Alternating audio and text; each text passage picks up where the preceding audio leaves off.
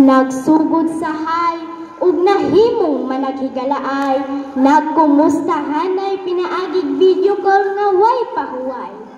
Kamu nagkailhanay.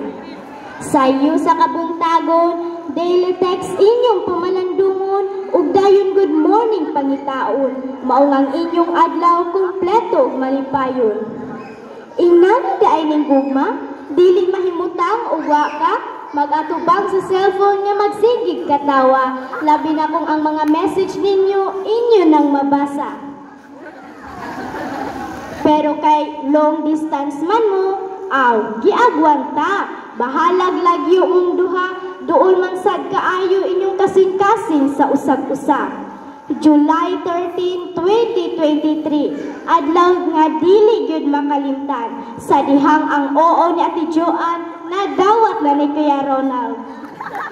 Paglabay sa pipila ka panahon, nakaingon si Kuya Ronald nga si Ate Joan na gyud iyang higugmaon, mao siya nakadesisyon nga si Ate Joan duawon, bahalag layo ang Manila o kinahanglang biyahion, iya gyud nang antuson.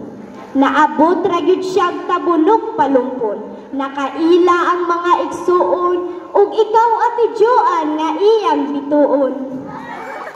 Sa dihang si Ate Joan nakit-ana ni Kuya Ronald, nakaingon siya, you're the one nga akong pakaslan. Sa pagkadasig ni Kuya Ronald sa pag-alagad, pagkakalmado, spiritual minded nga tao, plus points pang kagwapo, dili ikatingala nga na-in-love si Ate Joan nimo.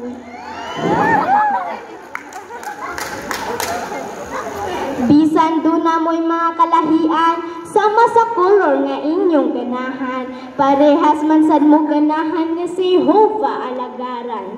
Daghang sa kaayo sa inyong pagkabuutan, maayong ehemplo ug maayong sulundan, hinaot Kuya Ronald ug Ate Joan, padayon pa ninyong higugmaon ng usag-usa, bisan panahon sa kalisdanan, padayon pa ninyong palaluma ug ipatigbabaw ang inyong pagkamahigugmaon, ug kanunay nga ilkip si Jehovah sa tanang desisyon nga paghimuon. Sigurado nga kamo panalanginan sa tanan ninyong panginahanglan, basta unahon ninyo si Jehovah, wala gid mo'y angay kabalakan. Si Jehovah ug ang tibok natong pamilya nalipay gid sa inyong panaghiusa.